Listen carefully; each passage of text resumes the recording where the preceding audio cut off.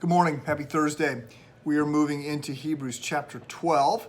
We're in this key section. I just finished hosting a podcast with two men, John Yates, a longtime rector of a church, George Washington's church initially in Washington, Falls Church, Virginia.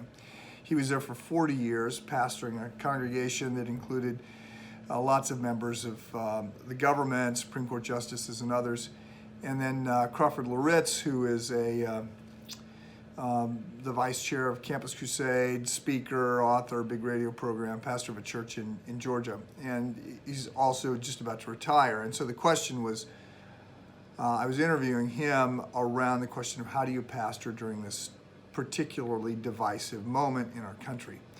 And I asked the question, what is sustaining you during this time? And John said, I have been living in Hebrews between chapters 10 and chapters 13. So that is exactly where we are camped right now. We are in Hebrews, just moving out of Hebrews 11, moving into Hebrews chapter 12.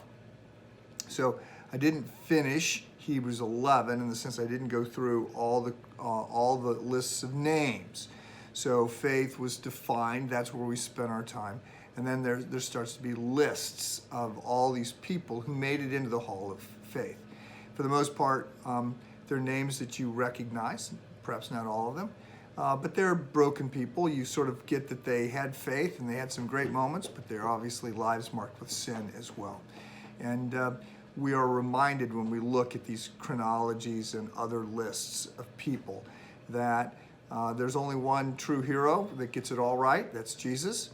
And also, oftentimes when we dig into these lists of names, we can see that they are often pointing us to Christ. For instance, the list starts with Abel, who was killed by Cain, his blood cries out. Well, Jesus is the new and better Abel, whose blood is for our redemption. So lots there, but it takes time, and we'd already spent a week in Hebrews 11.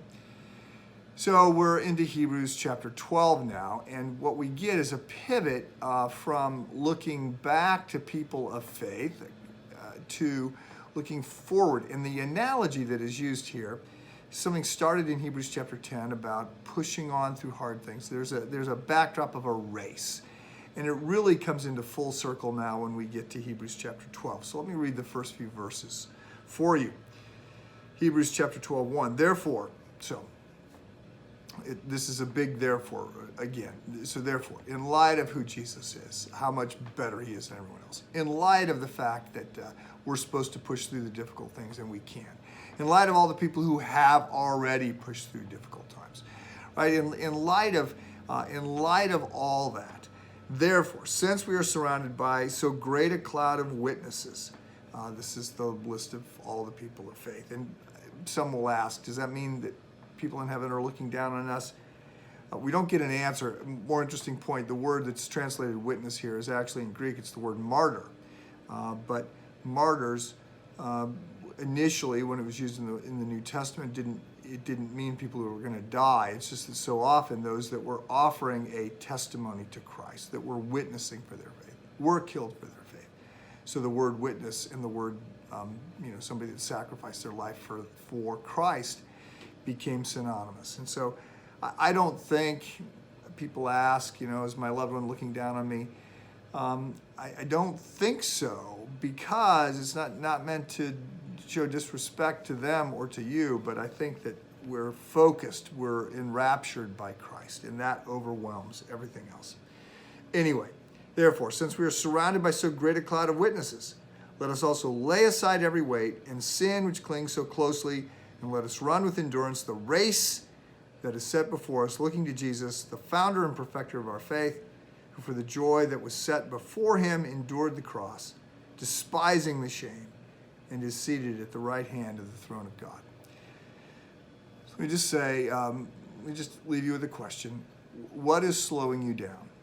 So we're to throw off every weight and the sin that so easily entangles us, clings to us. We can be sidetracked by sin, but not all the things that sidetrack us are sin. Some things are good things. They just are they're too important, or they become too prioritized in our life. And so I just will leave you with that question today. What is slowing you down? What is holding you back from running the race in a way that allows you to win? We'll talk tomorrow.